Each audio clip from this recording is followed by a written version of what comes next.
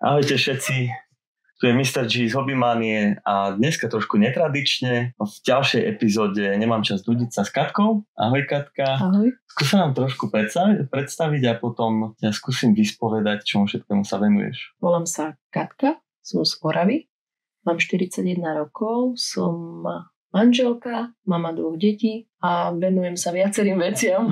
No, toto ma presne zaujíma. Väčšina z ľudí, alebo ja by som povedal, že všetci tých ľudí, s ktorými sa bavím v tomto podcaste, tak sa nevenujú len jednej veci a to je na tomto zaujímavé. Ty napríklad maluješ, veď tu máš celkom zaujímavé veci, predpokladám, že všetky sú tvoja tvorba. Čo u teba momentálne zabera najviac času, čo sa týka týchto činností, ktorým sa venuješ? Pre mňa najviac rodina. Cítim sa najlepšie v kruhu mojej rodiny, veľmi si užívam čas s deťmi, lenže som človek, ktorý sa zaoberá veľa duchovnou. Čomu všetkému sa venuješ? Najprv si to prejdeme jedno po druhom. Predtým, ako som bola na materskej, tak mala som tetovacie štúdio, bola som taterka, akože tetujem aj teraz, ale už to nie je takéto moje gro, ktorému sa chcem venovať. Asi sa vráťme, že k tomu, že ako som prišla k tomu, čo teraz vlastne chcem robiť, čo je ten môj sen, hej, že čo mám v pláne tak rozvíjať a čo chcem, aby sa moja energia uberala. Ja som veľký blázon do jogy. Vždy, odkedy si teda pamätám, tak ma to priťahovalo. Začala som tak aktívnejšie do nej zabrdať po pôrode. Akože z toho pohľadu človeka, ktorý sa tomu nevenuje, tak pre mňa je to hlavne cvičenie. Áno, akože, presne. Teda to, čo ja si pod tým predstavujem, že proste cvičíš. Potom možno z niektorých filmov človek vidí, že je to spojené aj s nejakým meditovaním. No a presne takto to začalo. Nikdy ma nepriťahovali športy, nikdy by ma nenapadlo ísť cvičiť do fitka. Toto proste som vedela, že nie je moje. Tak som začala jogu cvičiť podľa YouTube, podľa videí s tým, že prvotná tá myšlienka bola naozaj, že upraviť zjav, že začať pracovať na tom fyzične. A tým, že to duchovno ma vždycky zaujímalo, mala som k nemu vždycky taký vzťah, vždycky ma to ťahalo od mala k tomu, tak vedela som, ja už som mala informácie, že to nie je len toto, ale vstupovala som s tým do toho a preto som sa začala viacej zaujímať o jogu a našla som si aj učiteľa v Bratislave, kde som bola na učiteľských kurzoch a to už úplne spustilo iný trošička level toho praktizovania tej jogy. Ja by som sa ešte vrátil k tomu duchovnu. Predsa len tu na Orave väčšina ľudí je hlavne kresťanov a tak. Stále sa s tým stretávam. Prirovnala by si to k tomu, že teda akože k tomu kresťanskému duchovnu alebo skôr iným smerom? Toto je veľmi ťažká otázka, lebo ja tým, že som bola vychovaná v katolíckej rodine, že tam akože povinnosť bola chodiť do kostola, to aj keď sme nechceli, tak a aj keď sme nechceli, tak sa chodia. A to funguje proste takto, to na Orave funguje, že tu nemáš veľmi, proste chodíš do kostola, alebo keď nechodíš do kostola, tak všetci ostatní sa na teba pozerajú. Ja si myslím, že to duchovno je v podstate pre všetkých rovnaké. Či je to hinduizmus, či je to buddhizmus, alebo je to kresťanstvo. K tomuto som sa chcel aj tak trochu dostať, lebo akože nepovažujú, alebo ja sa možno považujem za ateistu, ale ja to vnímam trochu tak inak, že tiež aj všetka tá energia je to také nejaké nadprirodzeno, ktorému ja tiež tak trošku podvedomí verím. Tak ja verím tomu, že to vychádza z nás, ako z ľudí. A že to je nejaká vesmírna energia, ktorá je neutrálna. Že nie je tak ako kresťania, že Satan je zlý a Boh je dobrý. Ja to skôr beriem tak, že je nejaká taká nadprirodzená energia niekde vo vesmíre, ktorá je proste neutrálna, už je len na nás, ako to využívame, a čo z toho vyťažíme, či to dobré, alebo to zlé. Tak sa na to ja pozerám. Celkom takú dobrú odpoveď mi dala kniha Rozhovory s Bohom. Lebo akože stále som patrala po tom, že ten Boh a toto, lebo ja som presvedčená o tom, že je niečo vyššie, s čím dokonca aj my vieme veľmi dobre komunikovať. Keď si to pripustíme, že je to možné. Takže tuto už nemám vôbec žiadne pochybnosti, že Boh existuje. To, že sa to rozdelilo na nejaké náboženstva, aby sa bolo o čo byť, tak to, aby sa dobre riadili ľudia. Presne tak, že vytvoriť ľuďom pocit, že sa majú čoho bať, tak to je to najviac, nie? Tu tam sú jednoducho hľadateľní. Ja mám pocit, že kedysi na to mali kostolie a cirkvi a dnes na to majú internet. Som sa ťa chcel opýtať ešte na jednu takú zaujímavú vec. Pre mňa to bolo fascinujúce, keď som sa s tebou o tom rozprával úplne prvýkrát. A ty si bola na pobyte v tme. No to je tiež taká súčasť mojej takej cesty duchovnej. Bola som na pobyte v tme.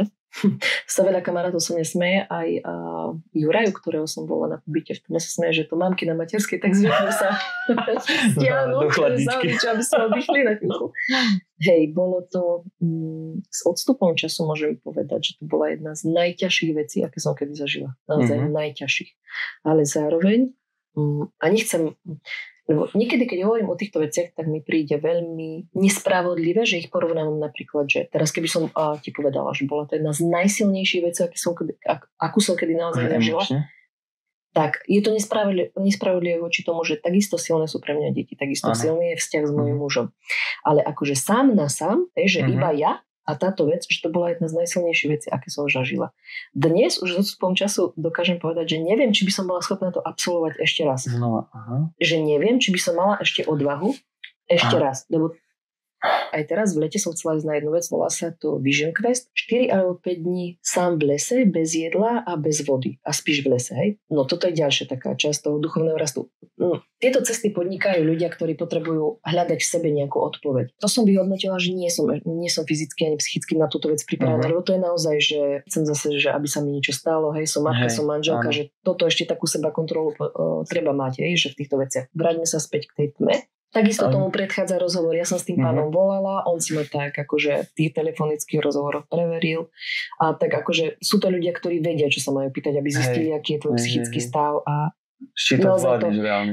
Títo sprievodcovia v tej tme, to naozaj nemôže robiť hocikto. Že by som si ja dneska povedala, že budem robiť zajtra sprievodcu v tme. Že pivnicu Hej, to môj muž hovorí, že si ťa volal ku zemiakom dole, ja neviem, že čo, že na čo vymýšľaš. Nie, naozaj to sú. A poviem ti prečo, aby som ti povedala pre predstavu. V pondelok nastúpiš do tmy, na budúci pondelok s nej vychádzaš. Čiže 7 dní. 7 dní.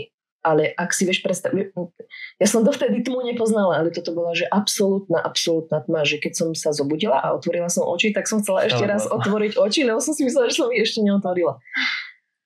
No, čiže to nie je ako keď sa doma v noci zobudíš. Nie. Odvtedy sa ja tmy nebojím. Aha. Ja som mala dovtedy také, že ako, neviem, že či to vy máte, ja s ľuďmi, s ktorými som sa rozprávala, že od mala som mala tak, že po schodoch, keď sa zasla, tak som bežala, lebo ma niečo naháňa. Nemáš to také, že keď ostaneš? Toto už nie. Mávam taký akože taký stiesňujúci pocit, keď som niekde, kde to nepoznám, ale vonku. Vnútri nie, ale vonku. A keď zostane úplná tma, tak väčšinou to je tak, že sa bojím, že niekde nejaký medveď vyleze alebo niečo také, hej. Ja si to stále neviem úplne predstaviť, že ty proste niekde prídeš a oni už ti akože nejako zaviažú oči dopredu a zavedú ťa do nejakej tmavej miestnosti, kde funguješ. Prvý kontakt je, že ti ukážu priestor, v ktorom sa budeš pohybovať. Hej? Ešte so svetlom. Musíš sa s ním oznámiť, aby si proste vedel, kde máš WC, kde máš sprchu, kde budeš dostávať jedlo a kde budeš spať. Tam toto prebieha také, že nie je to vo svetle, lebo tam naozaj nie je svetlo, že odhrnie sa ten záves a denným svetlom sa to trošička tak vôjde tam svetlo. Hej? Takže ty vidíš, že kde čo je. Dajú ti sprievodcovia čas na to, aby si sa s tým miestom zoznámil, čo potrebuješ vykonať si vykonal a oni ti povedia, že za pol hodiny sa zatvárajú. A ešte takto funguje taká dohoda, že tých 7 dní je minimum, kedy sa niečo s tebou začína diať a niečo ti tá tma dokáže priniesť. Lebo ja som si dohodla pobyt s jedným jedlom denne, takže vždycky v nejaký čas, čo som si myslela, že už teraz je obed a čakala som ešte 16 hodín, lebo tam strácaš pojem o čase, tak zaklopal ten môj sprievodca, doniesol miest a to funguje tak, že keď lebo ono to je takto, tam nie si zamknutý, ty môžeš kedykoľvek sa môžeš rozhodnúť, že tú tmu opustíš, keď to je na teba veľa. Tie dvere sú otvorené. Oni sú iba zatvorené a je na nich taký obrovský záväz. A ten priestor je tak urobený tým sprievodcom, že neprenikne ti tam vôbec žiadne ani skôr. Takže je to o tej dohode. Ja som sa dohodla, že budem jedávať akože jedenkrát denne. Hej. On mi ukázal ten priestor, povedal mi Katka, za pol hodiny prídem, zatvára sa ten priestor. A ty ostaneš sám. Hej. A teraz, prvý deň to bola ešte sranda, bo to som dospávala ako všetky mamky na materskej. Hej? Prvý deň to bola sranda. Druhý deň to tiež bola ešte aká taká sranda, lebo si myslím, že tak 70% času som zase prespala a potom prišla streda.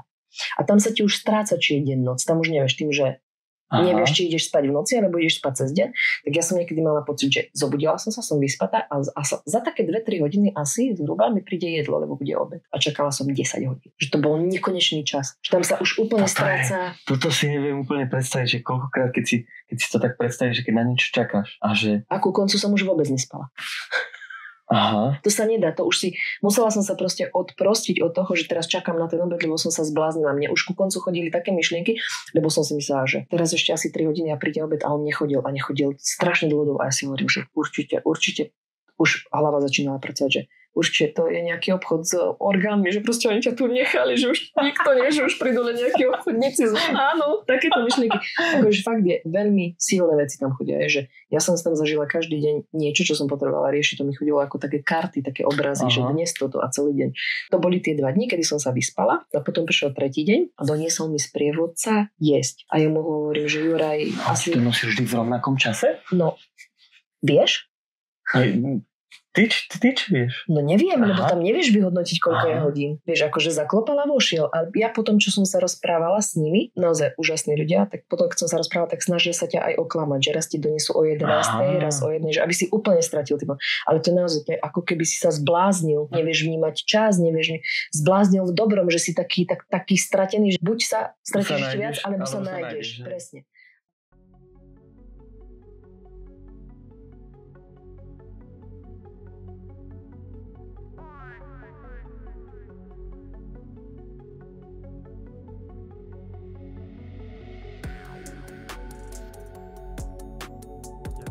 Nás dneska sledovali. Nezabudnite nám dať odber.